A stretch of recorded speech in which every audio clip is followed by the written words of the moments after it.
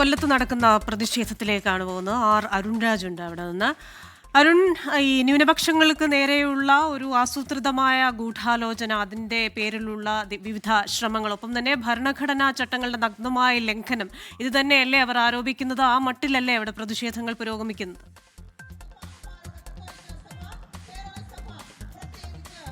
തീർച്ചയായും ക്രിസ്റ്റീന, കാരണം ഈ അറസ്റ്റ് അത് ഒരു തരത്തിലും ന്യായീകരിക്കാൻ കഴിയുന്നതല്ല എന്നുള്ളതാണ് സഭയുടെ ഇക്കാര്യത്തിലെ നിലപാട്. കാരണം യാതൊരു മതപരിവർത്തനം അവിടെ നടത്തിയിട്ടില്ല, മനുഷ്യക്കടത്ത് നടത്തിയിട്ടില്ല. കാരണം കഴിഞ്ഞ കുറച്ചധികം വർഷങ്ങളായി ഇത്തരത്തിലൊരു സാമൂഹ്യ സേവനം വിവിധയിടങ്ങളിൽ നടത്തുന്നതാണ് സഭ.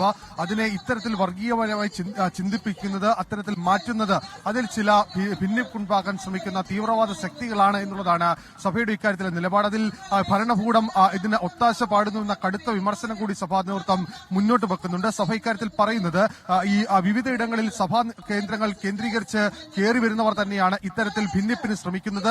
അത്തരം കപടമുഖങ്ങളെ സഭ തിരിച്ചറിയുക തന്നെ ചെയ്യും എന്നുള്ളതാണ് സഭാ നേതൃത്വം ഇക്കാര്യത്തിൽ വ്യക്തമാക്കുന്ന നിലപാട്. എന്തായാലും ഈ കന്യാസ്ത്രീകളുടെ അടക്കം നേതൃത്വത്തിലുള്ള വലിയ പ്രതിഷേധം ഇക്കാര്യത്തിൽ കൊല്ലം രൂപതയിലടക്കം ഉയർന്നു വരുന്നുണ്ട്. നമ്മൾ നേരത്തെ നമ്മളോട് സംസാരിച്ച രൂപതയുടെ മെത്രാൻ കൂടിയായ പോൾ ആന്റണി മുല്ലശ്ശേരി, അദ്ദേഹം പറഞ്ഞ ഏറ്റവും പ്രധാനപ്പെട്ട കാര്യം, രാജ്യത്തെ ഒരു നാസിസം രീതിയാണ്, അത് പ്രകടമായി അത്തരം രീതി അല്ലെങ്കിൽ പോലും പരോക്ഷമായി അത്തരം രീതിയിലേക്കാണ് കാര്യങ്ങൾ പോകുന്നത്.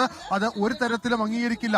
ഭിന്നിപ്പുണ്ടാക്കാൻ ശ്രമിക്കുന്നത് ന്യൂനപക്ഷമാണ്. പക്ഷേ ആ ന്യൂനപക്ഷം അത്തരം ഒരു ന്യൂനപക്ഷമാണെങ്കിലും ആ ന്യൂനപക്ഷമാണ് രാജ്യത്തെ ഭൂരിപക്ഷത്തിന്റെ ഒരു പ്രതിനിധിയായി മാറുന്നത്. അത് ഒരു തരത്തിലും അംഗീകരിക്കാൻ കഴിയില്ല.